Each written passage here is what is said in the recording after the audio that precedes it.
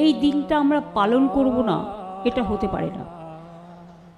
কোনো দেশ সম্বন্ধে আমরা কোনো কথা বলা আমাদের উচিত নয়, এই কারণে আমরা আমাদের দেশ সম্বন্ধে বলবো। আমি আমার আমি কে চিরদিন এই বাংলায় খুঁজে পাই, আমি বাংলায়। আন্তর্জাতিক মাতৃভাষা দিবসের ঠিক আগে হারিয়ে গেছেন বাংলা ভাষার অন্যতম কাণ্ডারি সঙ্গীত শিল্পী প্রতুল মুখোপাধ্যায়।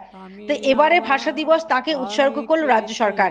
শুক্রবার বিকেলে দেশপ্রিয় পার্কের অমর একুশে মঞ্চে আন্তর্জাতিক মাতৃভাষা দিবসের অনুষ্ঠান মঞ্চে তাকেই স্মরণ করা হলো।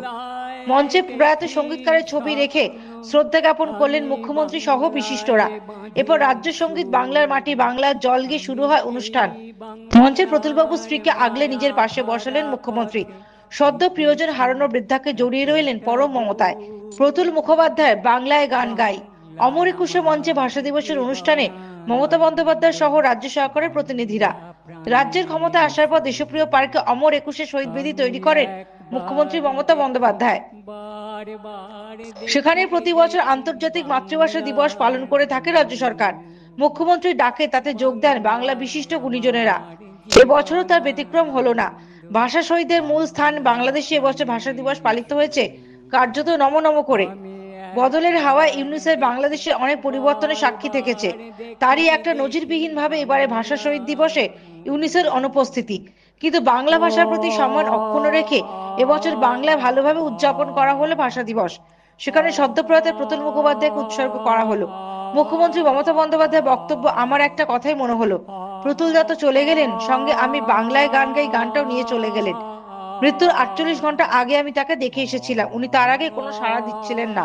আমি গেলাম আইটিইউতে, ডাকলাম প্রতুল দা আমি মমতা, আমি বললাম আপনাকে তো গাইতে হবে, সুস্থ হতে হবে। উনি হাত দুটো প্রসারিত করে ইশারায় বোঝালেন আর গাইতে পারবেন না, তবু আমার ক্ষীণ আশা ছিল উনি হয়তো সুস্থ হবেন। এদিনের অনুষ্ঠানে জয় গোস্বামী শ্রদ্ধা জানালেন কবি ভাস্কর চক্রবর্তীর বাংলা কবিতাটি পাঠ করে। কবি সুজাত পড়লেন প্রতুল মুখোপাধ্যায়কে নিয়ে তার নতুন কবিতা। তাকে হারিয়েও আসলে এদিনের অনুষ্ঠান হয়ে রইল প্রতুলময়।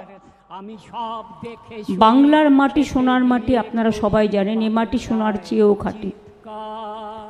এই মাটিতেই জন্ম নিল রবীন্দ্র নজরুল, একই বৃন্তে দুটো কুসুম আলোকময় সে ফুল।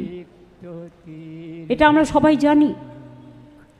কাজে বাংলা ভাষা শুধু আমরা বলি তা নয়, সারা পৃথিবীতে বাংলা ভাষার স্থান হচ্ছে সব ভাষার মধ্যে পঞ্চম স্তম্ভ। Bureau report, the United India news. উনি দুটো হাত তুলে দিয়ে আমাকে ইশারা করে বললেন, আর মানে ইশারায় বোঝালেন আর গাইতে পারবো না। এই আমার সাথে ওনার শেষ কথা।